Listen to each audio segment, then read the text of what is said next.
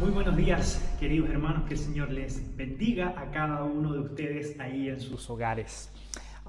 Es para mí siempre un verdadero placer, un privilegio el acompañarles domingo tras domingo en la exposición de la palabra del Señor, que es un tiempo tan importante, tan necesario, sobre todo en medio de esta pandemia que ya a punto estamos de cumplir un año desde que todo esto inició y por lo tanto necesitamos estar en contacto con Dios mediante su palabra y ser consolados por su palabra para sobrellevar esta situación y que en alguna manera el Señor pueda mitigar en nosotros el efecto que ha producido el distanciamiento.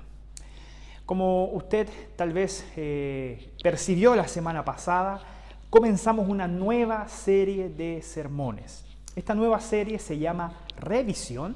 Queremos poner nuestra iglesia bajo los ojos de Jesús para que usted y para que yo volvamos a descubrir, volvamos a repasar cuáles son los principios que le dan un norte al trabajo de nuestra Iglesia Presbiteriana de Concepción, en particular como una expresión tangible de la comunidad de discípulos que el Señor escogió desde antes de la fundación del mundo.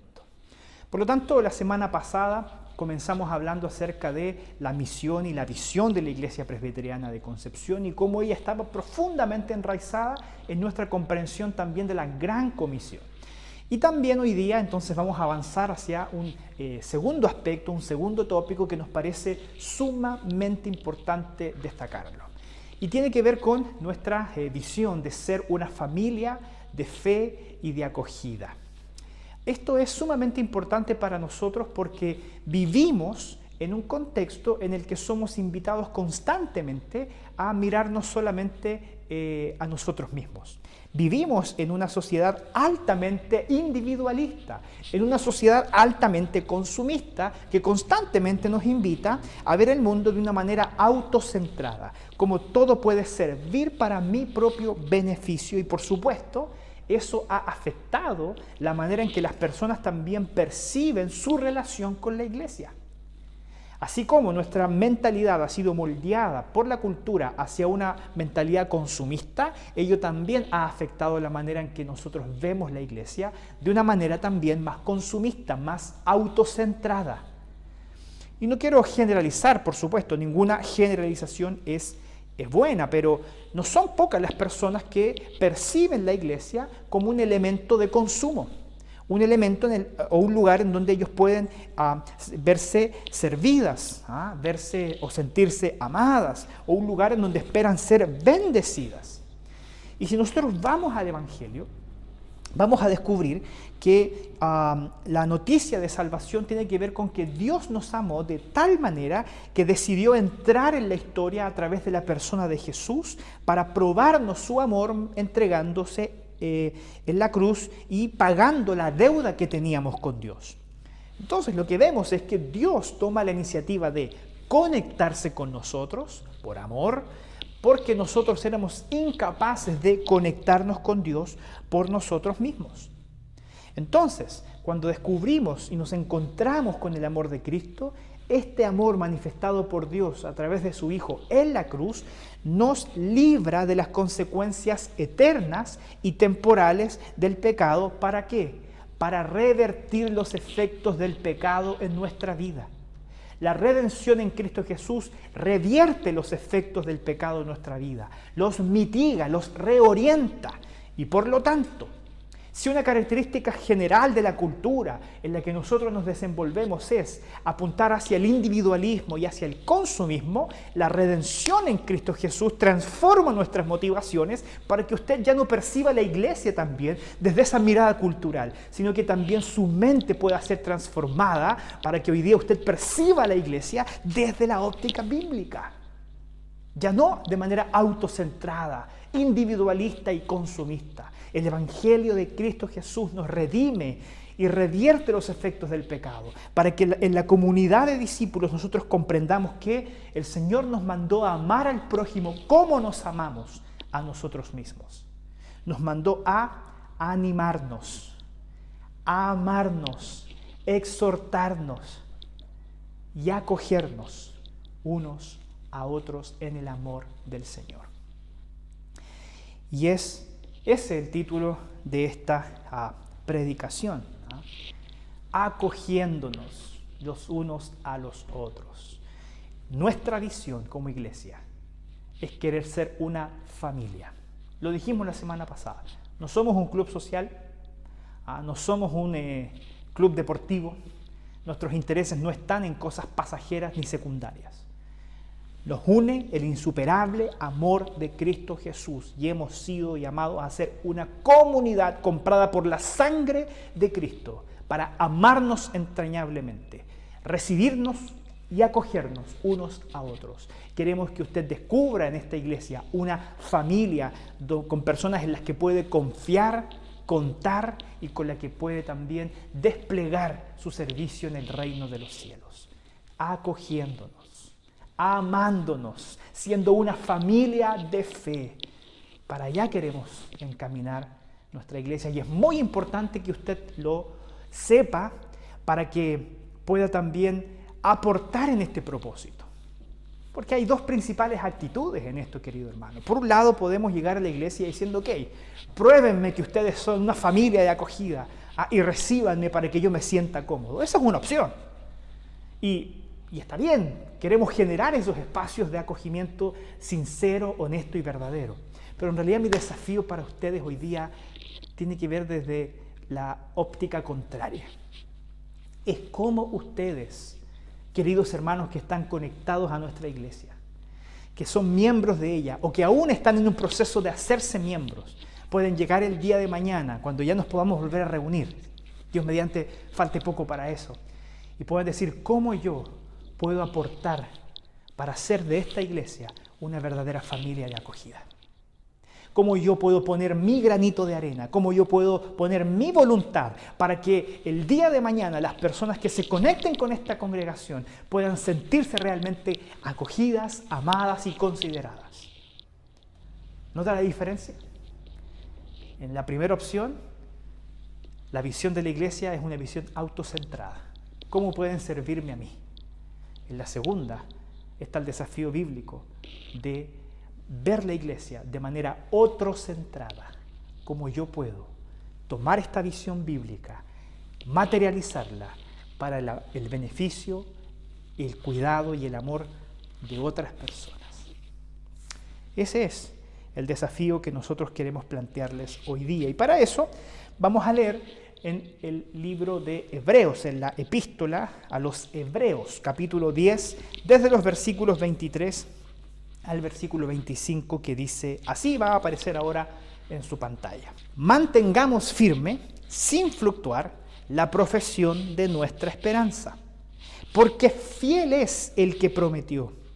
Y considerémonos unos a otros para estimularnos al amor y las buenas obras, no dejando de congregarnos como algunos tienen por costumbre, sino exhortándonos, y tanto más cuando veis que aquel día se acerca. Este texto, en general, la epístola de los Hebreos fue escrita por un autor que para nosotros sigue siendo desconocido a pesar de las muchas especulaciones que hay sobre el tema, y en realidad no es un tema de relativa importancia para nosotros respecto del propósito que queremos alcanzar. Lo que sí es importante considerar es que el autor de Hebreos, que no sabemos quién es, le escribe a un grupo de personas específicas que eran judíos, que se habían convertido al cristianismo, pero que estaban atravesando momentos de desánimo espiritual. Entonces yo quiero que usted vea cómo la palabra del Señor nos habla también a nuestra realidad. En aquel momento, esta comunidad de discípulos que se habían convertido desde el judaísmo al cristianismo, estaban atravesando momentos de desánimo. Yo le pregunto a usted tal vez, si en su casa esta pandemia, respecto de su espiritualidad y respecto de su conexión con la iglesia, ¿no le ha traído también algo de desánimo? Y si así ha sido, querido hermano, déjeme decirle que es algo absolutamente comprensible que por causa de las circunstancias que estamos viviendo, nuestra fe y nuestra conexión con la iglesia haya entrado en alguna especie de crisis que haya generado desánimo en nuestro corazón. No es malo reconocerlo, no es equivocado reconocer que la pandemia nos ha afectado espiritualmente. Lo que sí puede ser nocivo para su espiritualidad es que usted no esté dispuesto a hacer algo para revertir ese efecto en su corazón. Más aún cuando delante de la palabra del Señor somos desafiados a no permanecer en el desánimo espiritual. Porque lo que hace el autor de Hebreos con los judíos desanimados de aquella época es decirles cómo pueden revertir en ellos esta situación.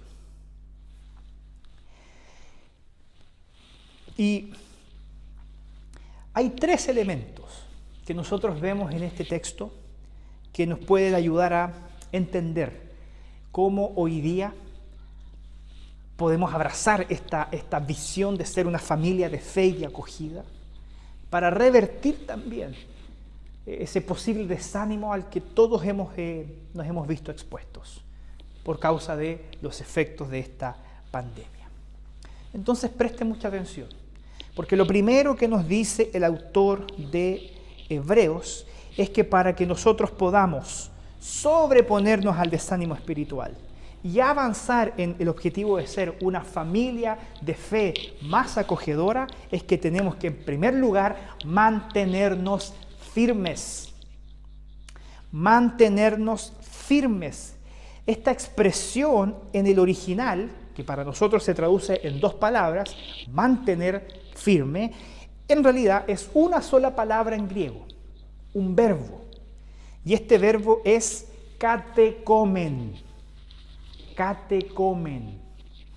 Y me atrevo a comentarlo porque para aquellos que tenemos más raigambre presbiteriana, ¿cierto? Aquellos que somos presbiterianos desde la cuna, tal vez nos hemos aprendido a familiarizar con esta palabra katekomen, porque ocupamos esta palabra para preparar a nuevos miembros. Antes, cuando yo era adolescente, tuve que participar de la clase de catecúmenos. Y catecúmenos viene de esta expresión en griego, katekomen. Y probablemente algunos de ustedes jamás han oído esa palabra antes en su vida, porque a diferencia de yo o otras personas que crecieron en la iglesia presbiteriana, usted no lo hizo y creció en otro contexto eclesiástico. Y está bien, eso no es algo malo. Entonces, ¿qué son los catecúmenos? ¿Y por qué ocupamos esta palabra? Bueno, en el sentido de la palabra en griego, literalmente significa aquellos que se afirman o aquellos que se apegan. Eso significa ser un catecúmeno. Alguien que se afirma o alguien que se apega.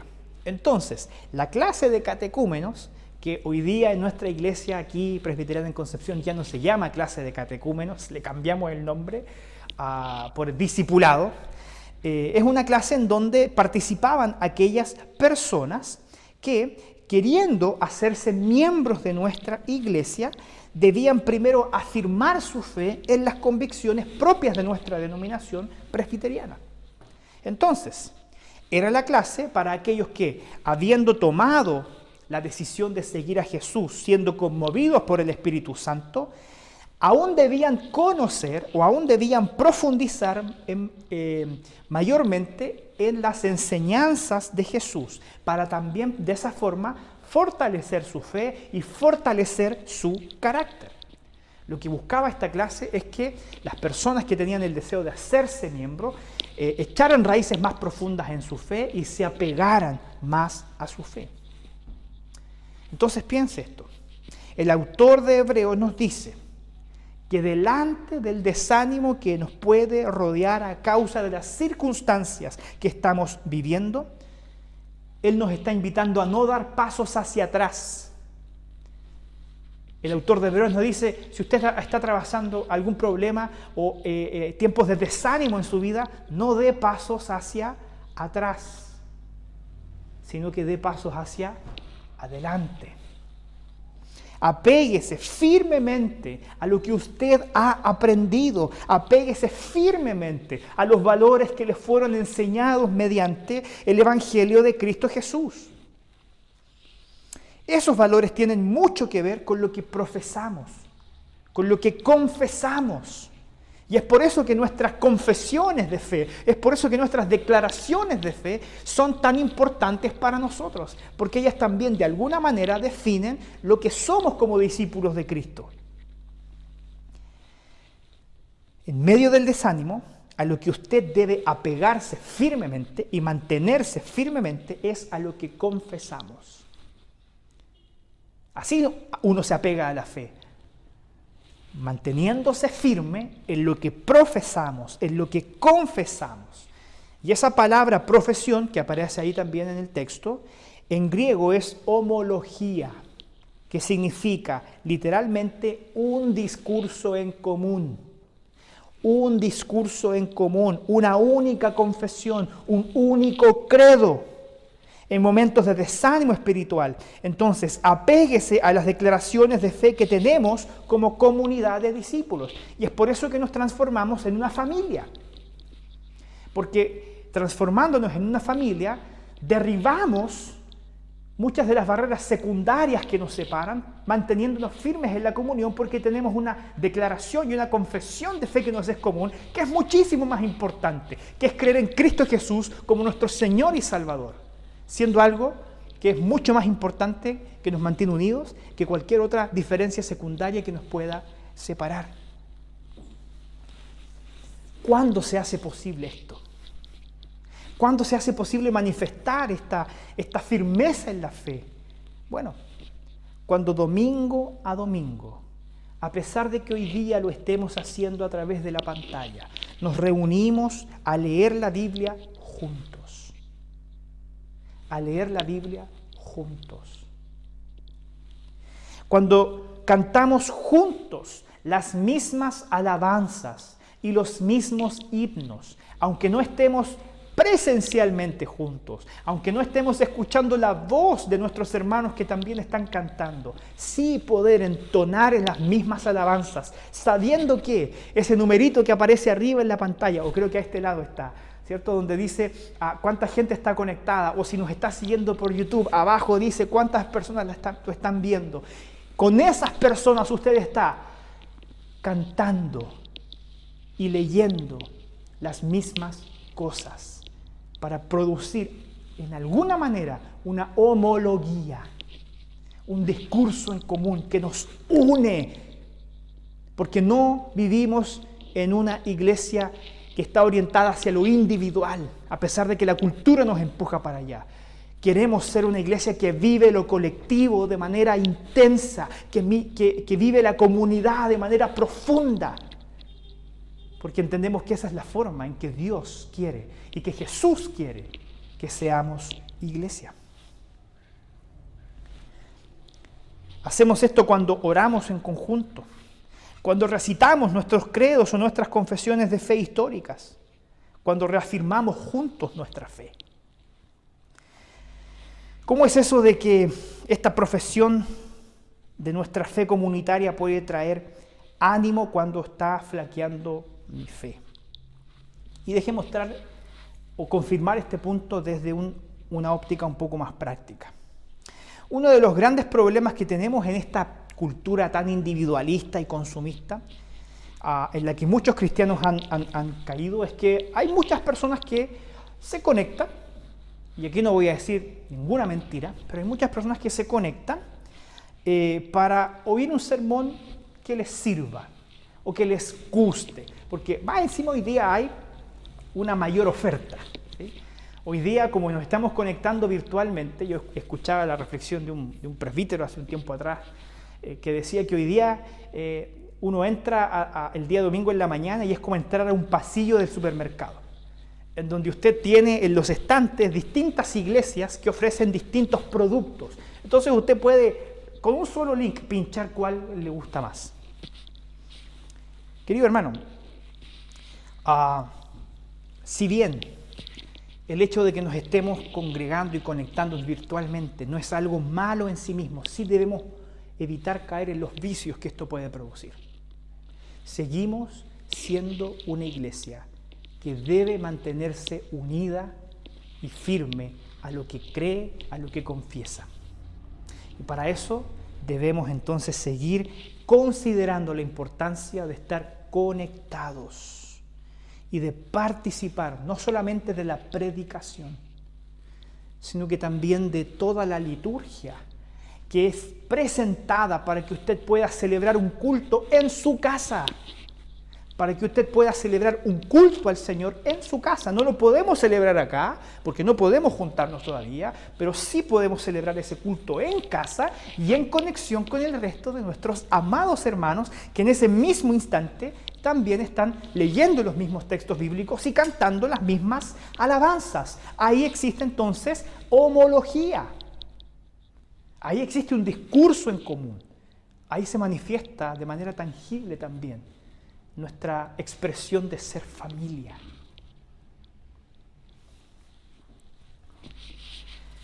Es por eso que no solamente debemos enfocarnos en buscar la predicación. Y probablemente más de alguno de ustedes hoy día esté escuchando esta predicación sin haber participado de la liturgia. Y yo quiero decirle, querido hermano, con mucho amor, que eso puede traer severas complicaciones a la salud espiritual de su corazón. Porque no se trata solamente de escuchar la predicación y la palabra de Dios. Eso es importante, no le quepa duda alguna, no estoy diciendo lo contrario, eso es muy importante.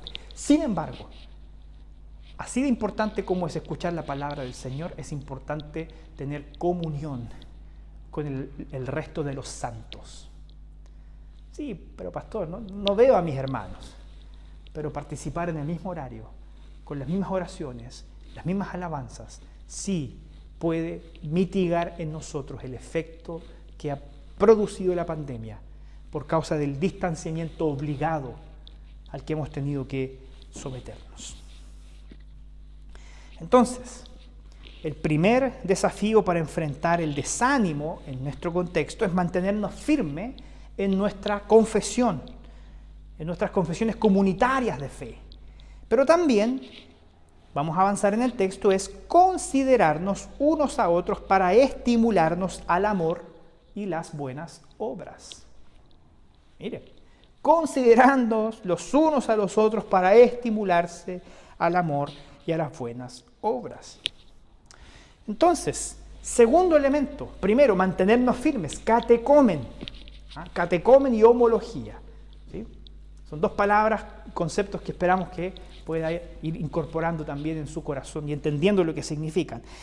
Pero también aquí, en este verso,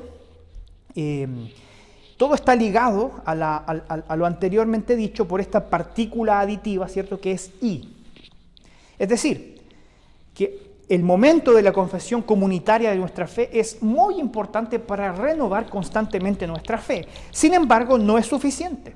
Ya se lo había dicho anteriormente. Porque confesar juntos la fe es el primer paso y que abre la puerta para lo siguiente. Abre la puerta para tener relaciones sinceras, necesitando del otro. Ahí radica la importancia que le dábamos cuando nos reuníamos al cafecito después del culto.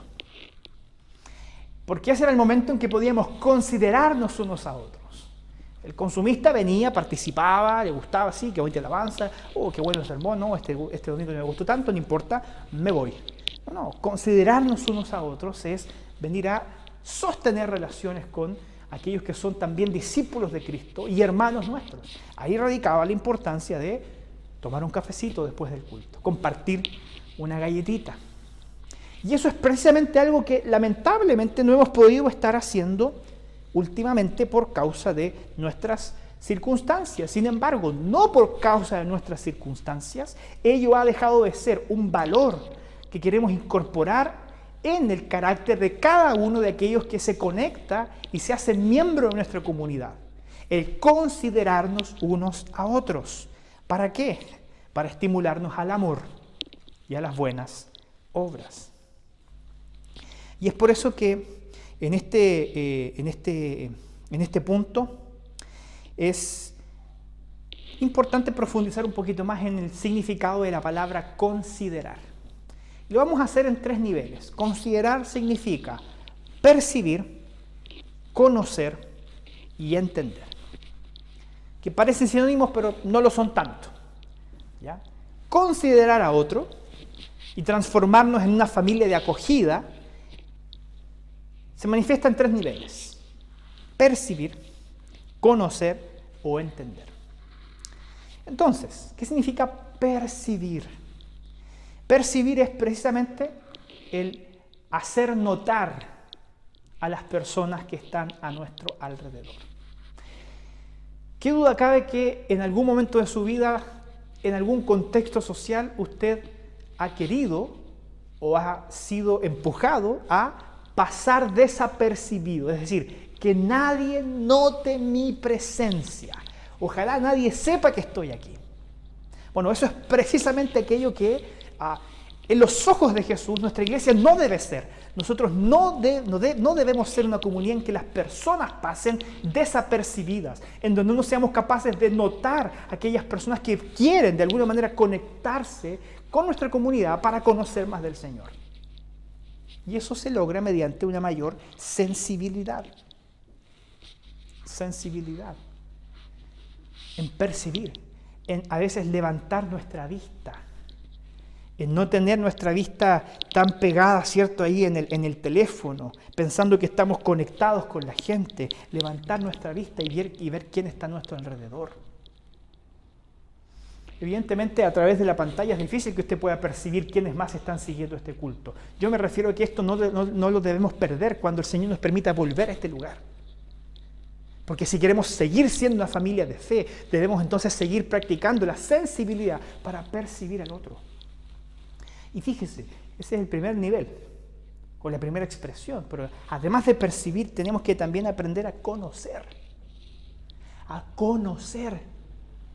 Y conocer es ir más allá de hacer notar la presencia, y demanda un interés genuino por acercarnos a aquellas personas para conocer sus historias.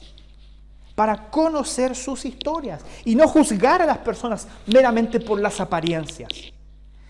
Eso, el conocimiento genera eso en una iglesia. Se derriban los prejuicios y uno puede por fin conocer a las personas en lo que son y por lo que son, y no por lo que yo creo o por lo que aparentan. Es conocer, es interesarnos en las historias, es interesarnos en las personas para hacer de ellas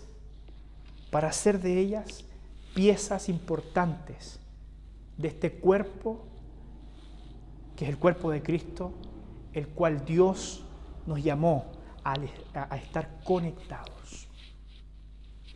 Es percibir, es conocer, pero también es entender. Entender a las personas. Conocerlas, pero también entenderlas. Es escuchar sus historias para que logremos entender mucho mejor por qué las personas a veces son como son. Es conocer, y podemos también ocupar esta otra expresión, ¿cierto? Es ponernos también en sus zapatos. Es fácil juzgar al otro, es fácil juzgar a la otra persona desde esta vereda, pero si soy capaz de ponerme en sus zapatos, de sentir lo que está sintiendo, entonces puede que mi perspectiva de aquellas personas sea muy distinta, o pueda cambiar. Y tenemos que darnos esa oportunidad de no seguir relacionándonos desde la óptica cultural con relaciones consumistas y autocentradas. En los ojos de Jesús, esta iglesia debe ser una iglesia que procure relacionamientos empáticos, en donde podamos ponernos en los zapatos del otro para derribar nuestros prejuicios y generar relaciones profundas y sinceras, porque recuerde, lo que nos une no son cosas superficiales, no son intereses secundarios, lo que nos une es el insuperable amor de Cristo Jesús. Y es allí entonces donde yo debo aprender a practicar la empatía para entender a quienes son mis hermanos. Claro está, querido hermano, que en la iglesia uno difícilmente se va a poder hacer amigo de todas las personas. Pero el desafío no está en ser amigo de todas las personas, sino en que seamos hermanos en la fe, que no se juzgan, que no se apuntan con el dedo, que no se engañan, sino que se consideran y que se estimulan al amor y a las buenas obras. Eso es el desafío que presenta en segundo lugar el autor del libro de los Hebreos. Entonces, resumiendo, mantener firme en nuestra confesión comunitaria es sumamente importante para lidiar con el desánimo en la fe. Pero a eso también debemos sumarle que debemos relacionarnos con otras personas, aprendiendo a ser sensibles de tal forma que percibamos, conozcamos y logremos entender mediante la empatía a las otras personas para motivarnos mutuamente, para acogernos mutuamente. Por lo tanto, la conclusión lógica del autor de Hebreos es lo que sigue en el versículo 25, que es el tercer punto de este sermón. No dejando de congregarnos, como algunos tienen por costumbre. No dejando de congregarnos, como algunos tienen por costumbre. Pero pastor, estamos en pandemia, ¿cómo nos vamos a congregar? Bueno, quizás es bueno que ya mencionemos que el consistorio de la Iglesia ha diseñado un plan, o ha aprobado en realidad un plan de regreso a las actividades presenciales. No se preocupe, siguiendo todas las normas sanitarias a partir de la fase 3. ¿Cuándo se dará eso? No lo sabemos, solo el Señor lo sabe. Nosotros solamente ya estamos preparados para que cuando se permita lo podamos implementar responsablemente, porque sabemos que el tercer punto que mitiga o detiene el desánimo espiritual y que de alguna manera alimenta nuestra visión de ser una familia de fe y de acogida es congregarnos, es no dejando de estar juntos. Hermanos, no podemos seguir perdiendo intencionalmente, porque hoy día estamos obligados, pero intencionalmente a perdernos este momento. Es tiempo de que entendamos que el día domingo es el día del Señor. Es el día que ha sido separado para la alabanza de su nombre. Pero Dios quiere que no seamos personas influidas o marcadas por la cultura de lo individual con relaciones autocentradas. Que nuestra adoración a Dios pueda manifestarse de manera comunitaria, percibiendo la importancia de este momento, no como un momento opcional en la vida, sino como algo esencial en nuestra espiritualidad. Entonces pregúntese lo siguiente: ¿por qué caemos en el desánimo? ¿Por qué comenzamos a cuestionarnos si vale la pena seguir siendo un discípulo de Cristo? ¿Por qué cuando usted deja de participar en la homología, ¿cierto? En el discurso común, cuando usted deja de participar de la confesión comunitaria y entonces comienza a perder contacto con los hermanos y entonces deja de conocerlos y deja de ser animado por ellos o pierde la oportunidad de animar a otros en eso, es ahí entonces cuando comienza a sucumbir nuestro ánimo espiritual? Y eso es probablemente lo que ha sucedido en medio de esta pandemia. Fíjense que conversaba con un pastor, un colega, amigo, que él estuvo leyendo algunos documentos y algunas personas, yo espero que estén profundamente equivocadas, pero algunas personas ya están diciendo que posterior a la pandemia, muchas personas se van a acostumbrar a vivir una espiritualidad de lo digital. Se acostumbraron a vivir una espiritualidad en lo digital, conectándose virtualmente. Y eso sería un grave error. Eso sería un grave error. Considerar que lo virtual puede subsanar y llenar la necesidad de congregarme y estar juntos con mis hermanos, con otros discípulos de Cristo. Porque lo virtual no reemplaza lo que nos hace falta. Porque lo virtual puede generar también desánimo espiritual. Porque lo virtual puede generar también desconexión. Lo virtual también puede generar una fe individualista y meramente consumista. Entonces, el autor de Hebreos señala que debes parar de convertir el tiempo de conexión con tus hermanos para alabar al Señor junto con ellos en un tiempo opcional. Y debes transformar este tiempo en algo esencial para mantener viva la esperanza, como algo esencial para renovar tu vida delante del desánimo. para comprobar que hay otros hermanos tuyos que también están atravesando por luchas, por pruebas, y para que, como dice el texto, podamos alentarnos unos a otros, manifestando esta característica que tanto anhelamos de ser una familia. Algunas conclusiones que extraigo de este texto es que si Hebreos dice esto, de la forma en que lo dice, es porque los desiglesiados, o aquellos que no consideran importante congregarse en una iglesia, ya existían desde el siglo I. Así que todas esas personas que hacen gala en Facebook de que ellos no necesitan la iglesia, nada nuevo bajo el sol, existen desde que la iglesia es iglesia. Y no por eso no dejan de estar profundamente equivocados en su visión. Lo segundo es que la profesión comunitaria de la fe, ¿cierto?, lo que hemos tildado como homología, sumado al relacionamiento, son factores irrenunciables en nuestro camino como discípulos de Cristo. Factores irrenunciables. No puedo renunciar a la confesión comunitaria, cantando, orando y escuchando la predicación.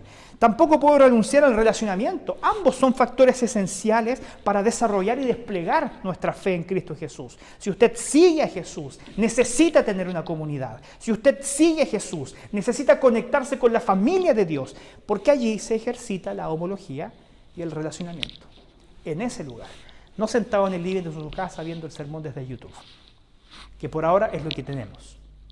Pero no se acomode. No crea que esto va a ser para siempre, no lo va a ser así. Finalmente, el texto dice, exhortándonos los unos a los otros. Y este verbo en griego, una palabra fantástica que es parakaleo. Parakaleo, este verbo significa literalmente llamar a alguien y ponerlo al lado mío. Eso es parakaleo. Tomar a alguien y ponerlo al lado mío. Entonces, cuando usted observa que alguien que conoce ha dejado de conectarse a la iglesia, o tal vez usted hace tiempo que no sabe de él, ¿qué será de este hermano? ¿Dónde estará? ¿Cómo estará su situación actual? Lo que debemos hacer como discípulos de Cristo es llamar a esa persona a nuestro lado. Eso significa exhortar. ¿Sí? Exhortar no significa que la voy a llamar para retarla, ¿sí? Porque a veces pensamos que exhortar es como retar a alguien. No necesariamente en un énfasis negativo, es llamar a alguien y ponerla a nuestro lado. Es decir, ¿sabes qué? Hace tiempo que no sé de ti, te echo un poco de menos. Y conversar. Y ponernos al día. Y estimularnos mutuamente. Y soñar con el día en que podamos volver a encontrarnos y abrazarnos y estar juntos y alabar al Señor en comunidad. Hoy día a esas personas tal vez no podemos invitarlas a tomar un café y compartir juntos, tenemos que mantener la distancia por ahora, pero eso no quita el hecho de que podamos ocuparnos emocionalmente también de sus necesidades. Este verbo, parakaleo, es también utilizado por el apóstol Juan para referirse a la acción del Espíritu Santo en nosotros.